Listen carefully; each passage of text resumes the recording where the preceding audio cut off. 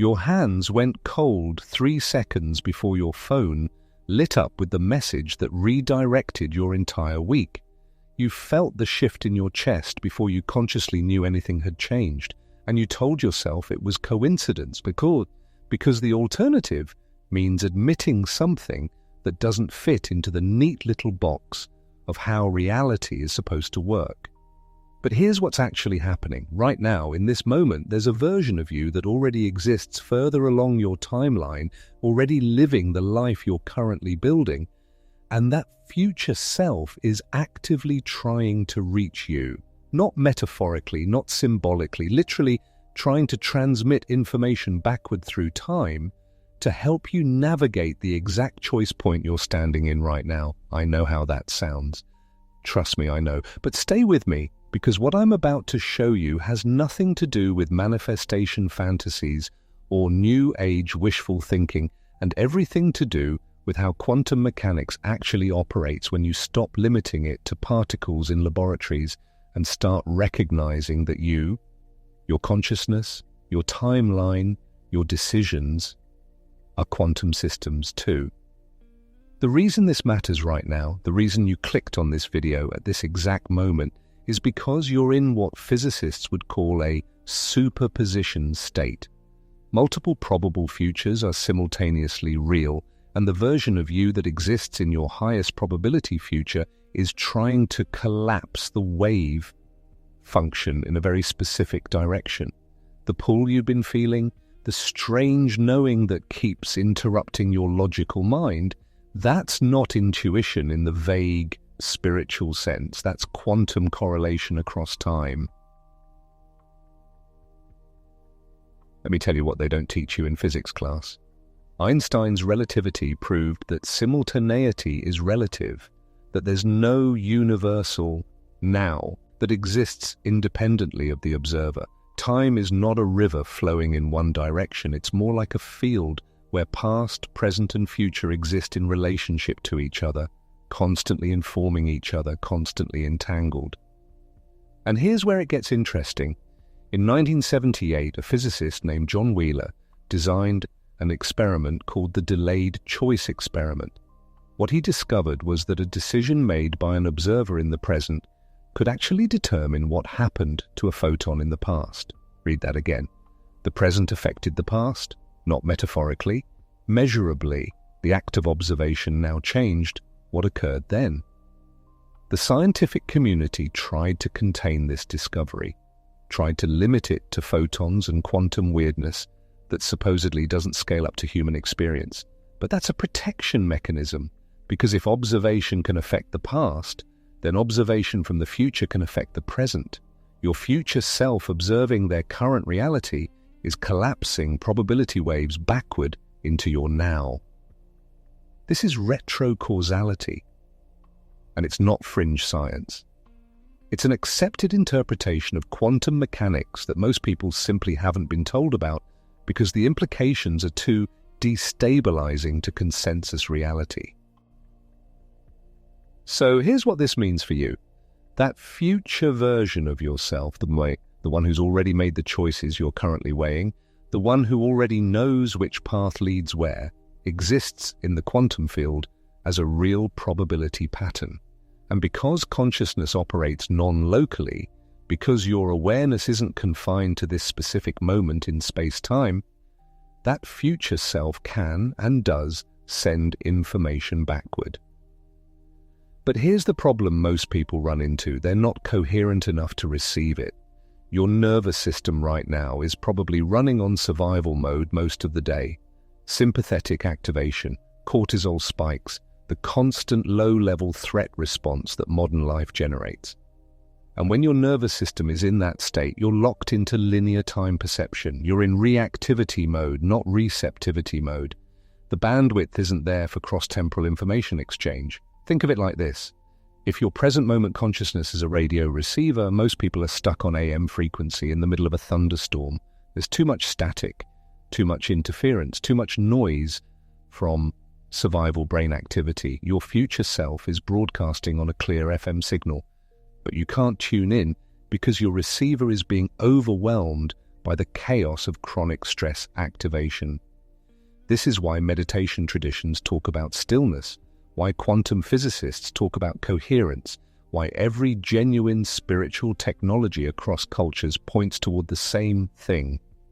You have to regulate your internal state to access information beyond the linear timeline your survival brain insists is the only reality.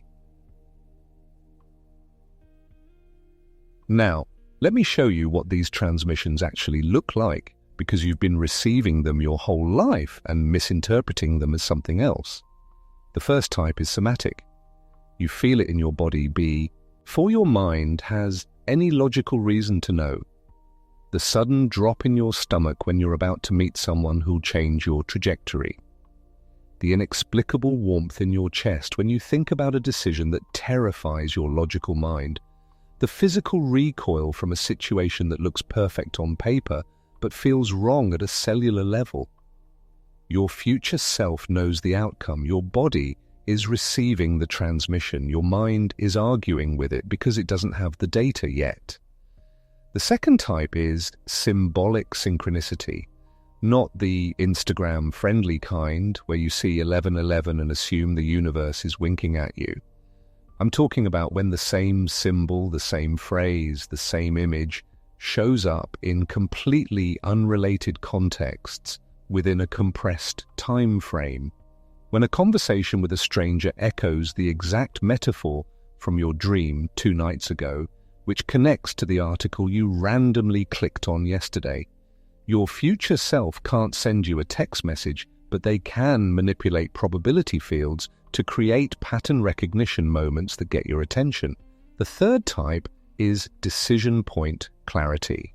You've been agonizing over a choice for weeks, genuinely torn, logically unable to determine the right path. And then suddenly, in a moment of stillness, you just know. Not because you reasoned your way to an answer, but because the answer arrived whole and complete. That's not your subconscious processing information. That's your future self reaching back to the exact moment where the timeline branches, providing directional data. The fourth type is what I call temporal bleed-through. You're doing something completely ordinary, washing dishes, driving a familiar route, standing in line at the grocery store, and suddenly you're flooded with an intense feeling of déjà vu, except it's not quite déjà vu.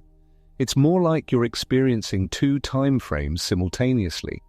For just a moment, the future you and the present you occupy the same awareness.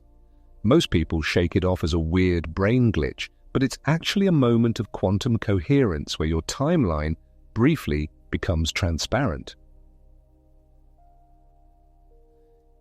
You've experienced all 4 of these. You know you have. The question is whether you've been honoring them or dismissing them. And here's what most people don't realize.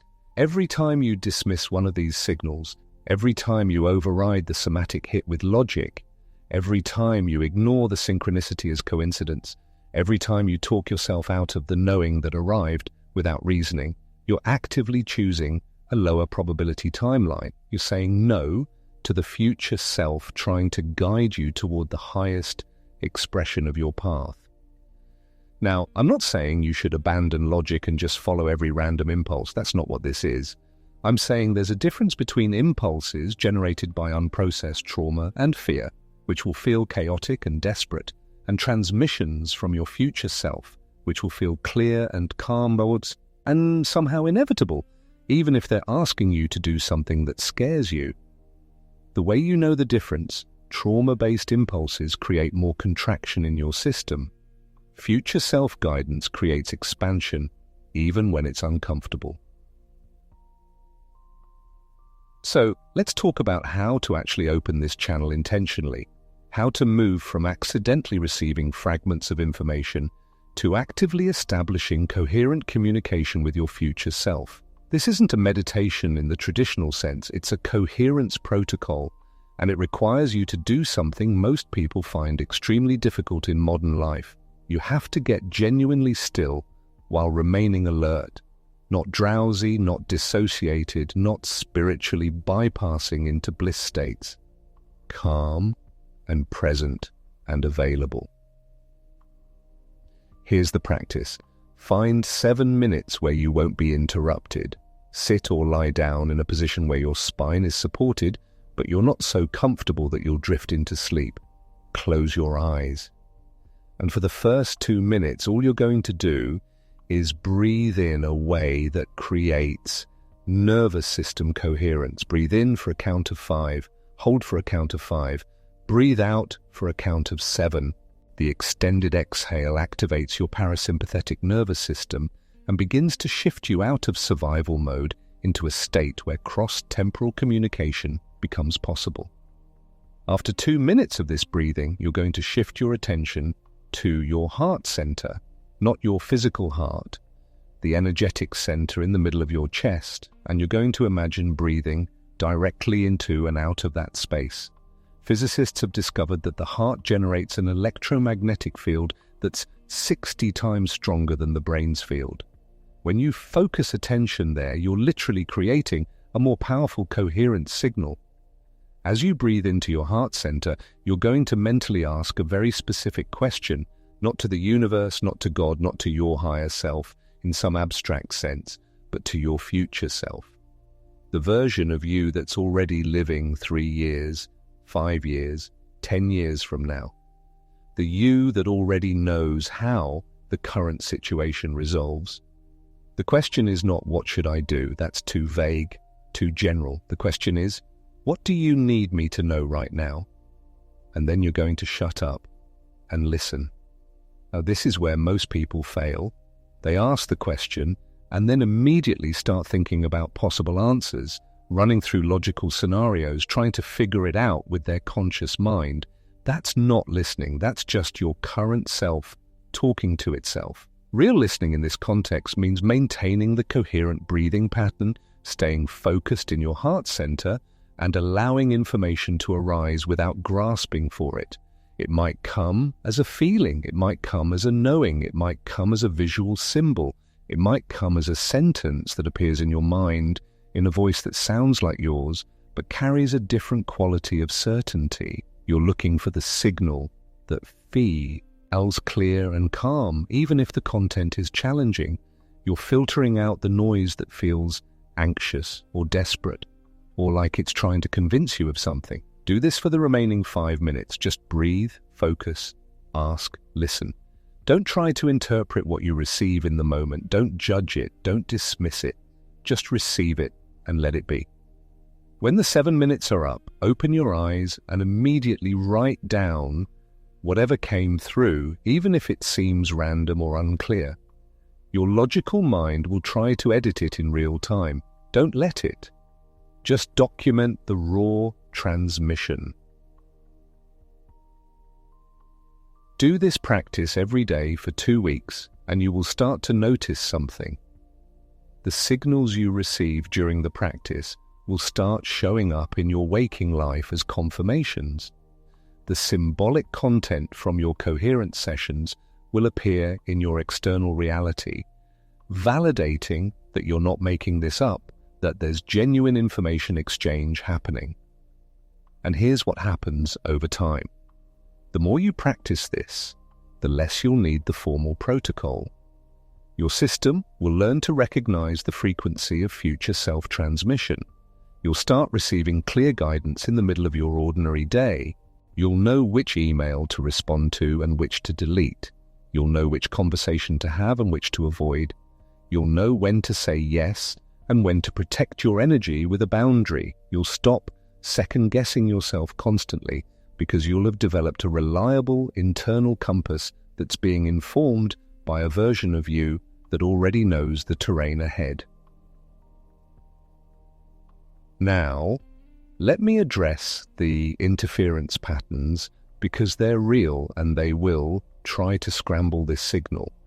The first interference pattern is unprocessed trauma. If you're carrying unhealed wounds, your system will sometimes generate false signals that feel like guidance, but are actually trauma responses trying to keep you safe by keeping you small.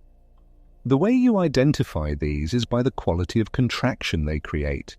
Trauma-based signals will make you feel like you need to protect yourself, isolate yourself, play small. Future self signals will ask you to expand, even when it's uncomfortable. The second interference pattern is collective programming. You've been conditioned by culture, family, religion, media, to believe certain things about what's possible, what's acceptable, what's realistic. And when your future self tries to send you information that contradicts that programming, your conscious mind will reject it as unrealistic or irresponsible. You have to learn to distinguish between wisdom and conditioning. Wisdom feels spacious. Conditioning feels rigid. The third interference pattern is egoic noise. Your ego, the part of you that's invested in a particular identity, a particular story about who you are, will generate thoughts that sound like guidance but are actually just trying to maintain the status quo. Egoic signals will flatter you or scare you into staying the same. Future self signals will invite you to evolve, which often means releasing who you've been and to become who you're meant to be. The way you clear these interferences is not by fighting them, but by increasing your coherence so much that the true signal becomes unmistakable. It's like turning up the volume on the right station until the static fades into the background. And here's something crucial you need to understand. Your future self isn't trying to control you or force you onto a predetermined path. The quantum field doesn't work that way. What they're doing is showing you the highest probability timeline based on your current trajectory and your soul's intentions. But you still have free will. You can still choose differently. Every moment is a choice point. Every decision either aligns you more closely with the future self reaching back, or it diverges you onto a different timeline where a different future self exists. Neither is wrong, but one will feel like you're swimming with a current, and the other will feel like you're fighting against it. The exhaustion you feel sometimes, the sense that you're working so hard but not getting anywhere, that's often what it feels like to be on a timeline that's not aligned with your future self's guidance. You're not moving with the quantum current, you're moving against it. When you align with the transmissions you're receiving, when you start making choices based on the clear knowing that comes through in coherent states rather than the fear-based logic of your survival mind, something shifts. Synchronicities increase, doors open, the right people appear at the right time. It's not magic, it's physics. You're collapsing probability waves in alignment with the pattern your future self is broadcasting backward. So right now, in this moment, I want you to check in with yourself. What's the decision you've been avoiding? What's the choice point you're standing in that keeps you up at night? Your future self knows which way that choice resolves. They've already lived both timelines in potential form, and they've been trying to show you the pull you feel toward the option that doesn't make logical sense. That's not recklessness. The resistance you feel toward the option that looks safe on paper, that's not fear. Those are navigational signals from someone who has the advantage of temporal perspective. You don't have to figure this out with your mind. Your mind doesn't have enough information, but your future self does. And the quantum field is always transmitting. The question is whether you're coherent enough to receive. This isn't about becoming psychic or developing some special ability. This is about recognizing that you already are a quantum system operating across time and learning to work with that reality instead of pretending you're just a biological machine trapped in linear causality. Your future self is reaching back right now because there's something in your present that matters more than you realize. A choice that looks small but creates a cascade. A decision that feels terrifying but opens everything. A path that makes no sense to anyone else but will make perfect sense 3 years from now. When you're living the life they were trying to help you build, the transmission is always happening. The question is whether you're going to keep dismissing it as coincidence or whether you're going to get coherent enough to receive it clearly and act on it courageously. 7 minutes a day, that's all it takes to start opening this channel. 7 minutes of intentional coherence where you stop running on survival mode and start listening to the version of you that already knows how this unfolds. Your future self is trying to contact you right now. Maybe it's time you finally answered.